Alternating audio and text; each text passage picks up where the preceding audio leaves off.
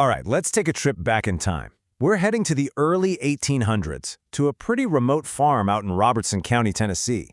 This is where the Bell family, who were just simple, hardworking settlers, found themselves smack in the middle of one of America's most chilling and weirdly well-documented paranormal cases. And that, right there, that's the incredible claim at the heart of this whole thing. It's a wild accusation that immediately raises the stakes, you know? This isn't just another spooky campfire story. So, this was home for John Bell, his wife Lucy, and their kids. By all accounts, they were a good, respected family. They'd done well for themselves since moving from North Carolina. But their quiet, peaceful life, well, it was about to be completely ripped apart by something they couldn't see and couldn't explain. Which brings us right to the core mystery. We're basically going to investigate this unbelievable accusation. Was a man literally murdered by a ghost? So the man at the center of it all was John Bell Sr., the patriarch of the family.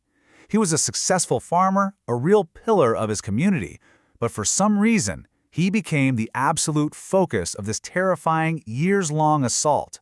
And this is the climax of the whole story. After years of being tormented, John Bell died from this strange illness.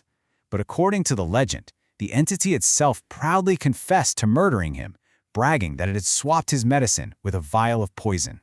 It's just a shocking end to the story, right? But how did it even get to that point? What could possibly happen that would lead to a spirit claiming it committed murder? Well, to figure that out, we've got to go all the way back to the beginning.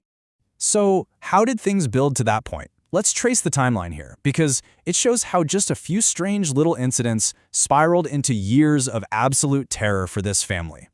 Yeah, this didn't just happen overnight. It was a slow burn over 4 long years. It all started in 1817 with some weird sightings, but by 1818, it felt like the house itself was under siege. Then it got physical. The attacks got more and more violent before it all came to that tragic end in 1820. And this was the very first sign that something was wrong. In 1817, John Bell is out checking on his crops, and he sees this bizarre creature. He said it had the body of a dog, but the head of a rabbit. He shot at it, and it just vanished. He probably tried to forget it, but yeah, that was just the beginning. It didn't stay outside for long. Soon after, the disturbances moved right into the house. First, it was just sounds, knocking, scratching, weird gnawing noises. But then it became physical. Blankets were ripped off the beds while the kids were sleeping. And then, the kids themselves, especially his daughter Betsy, were slapped, pinched, and had their hair pulled by an attacker they couldn't even see. Now, this is a really crucial point. This wasn't some private family secret. After John Bell finally broke down and told a neighbor, word got out and it spread like wildfire. Pretty soon, people were coming from all over just to see the chaos for themselves, turning the Bell farm into this public spectacle. As if all that wasn't terrifying enough, the haunting was about to enter a new, even scarier phase. The entity that had just been a silent physical force, well, it was about to start talking. And its voice didn't just appear fully formed, it evolved, just like the physical attacks. At first, it was just these faint, hard-to-understand whispers that then grew into the sound of an old woman singing hymns. And then, amazingly, it started quoting Bible verses flawlessly. Before long, it could hold clear, complete conversations with anyone who was in the room. And when people asked what it was, this was one of its bone-chilling answers. It claimed to be this ancient being from, well, everywhere. This is when it stopped being just a haunting and became a real, tangible character in this terrifying ordeal. But it wasn't just talking. Its intelligence was just staggering. It would reveal deep, dark secrets about visitors to the farm. It could predict the weather with perfect accuracy. It even supposedly repeated, word for word, 2 different sermons that were being given at the exact same time in churches miles away from each other. I mean, that kind of power terrified everyone. So, as the entity got chattier, it finally gave itself a name. And that name completely shifted the focus of the investigation.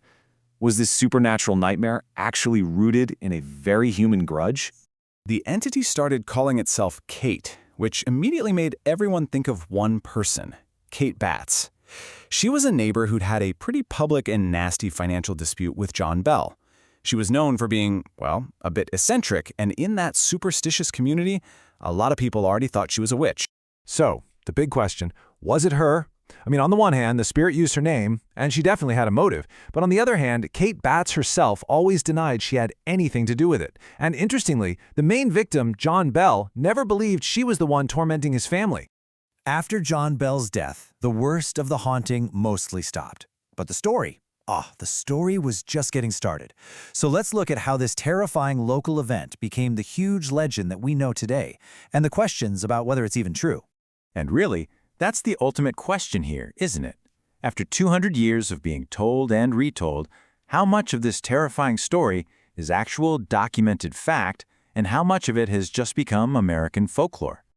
Look, there are some really strong reasons to be skeptical. The first big book about the haunting wasn't published until 1894. That's more than 70 years after it happened.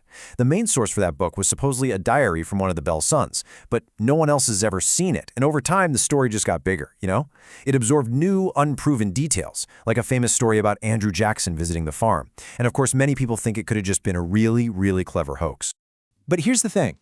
Whether it was 100% real or not almost doesn't matter at this point, because the story of the Bell Witch took on a life of its own.